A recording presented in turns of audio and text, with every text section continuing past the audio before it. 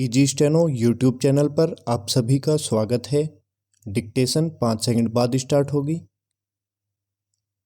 Ready start. Rajya Sabha के सभापति के रूप में अपने पहले संबोधन में जगदीप धनखड़ ने जिस तरह न्यायपालिका और विशेष रूप से सुप्रीम कोर्ट को उसकी लक्ष्मण रेखा की याद दिलाते हुए उसकी ओर से खारिज किए गए राष्ट्रीय न्यायिक आयोग का उल्लेख किया, उससे स्पष्ट है कि यह विषय केवल चर्चा तक सीमित रहने वाला नहीं है।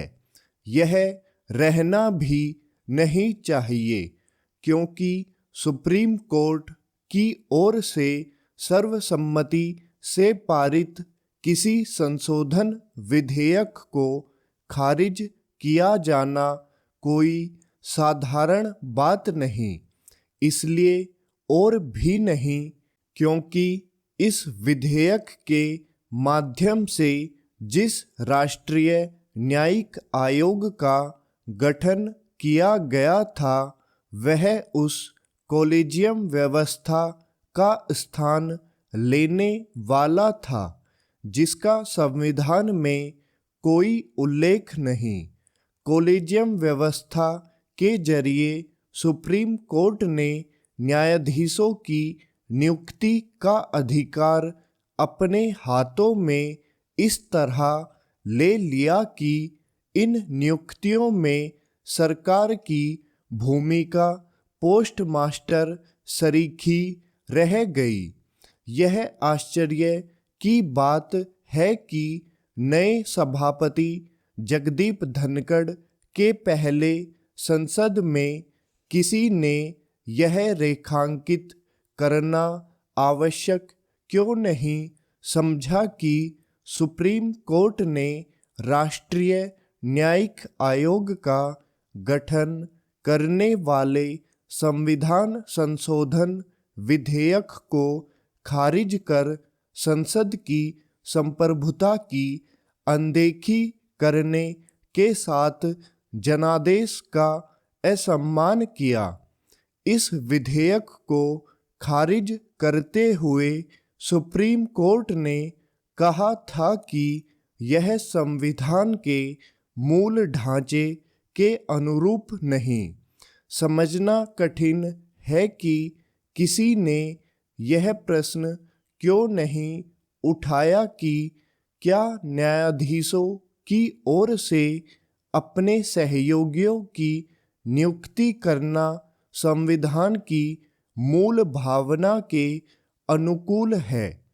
क्या यह कुछ वैसा ही नहीं जैसे कार्यपालिका के शीर्ष पदाधिकारी अपने उत्तराधिकारियों का चयन स्वयं करने लगें।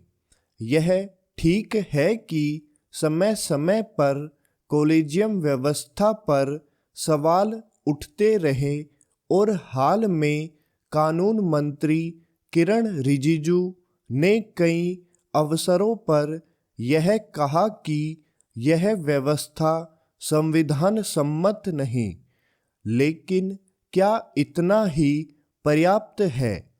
यह अच्छा हुआ कि जगदीप धनखड़ ने कॉलेजियम व्यवस्था को लेकर पहले संसद के बाहर अपनी असहमति प्रकट की और अब संसद में देखना है कि अब सुप्रीम कोर्ट कॉलेजियम व्यवस्था में सुधार के लिए सक्रिय होता है या नहीं।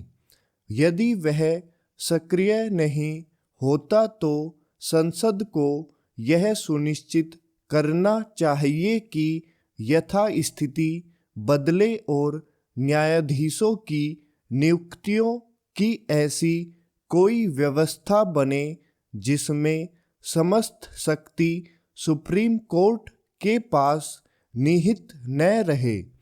यह इसलिए होना चाहिए क्योंकि विश्व के किसी भी प्रमुख लोकतांत्रिक देश में न्यायाधीश ही न्यायाधीशों की नियुक्तियां नहीं करते। भारत में वे न केवल ऐसा करते हैं बल्कि उसकी पूरी प्रक्रिया गोपनीय भी रखते हैं।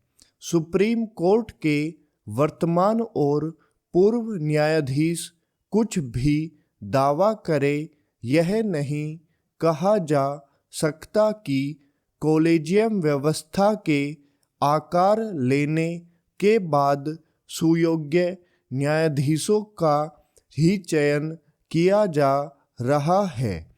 स्टॉप।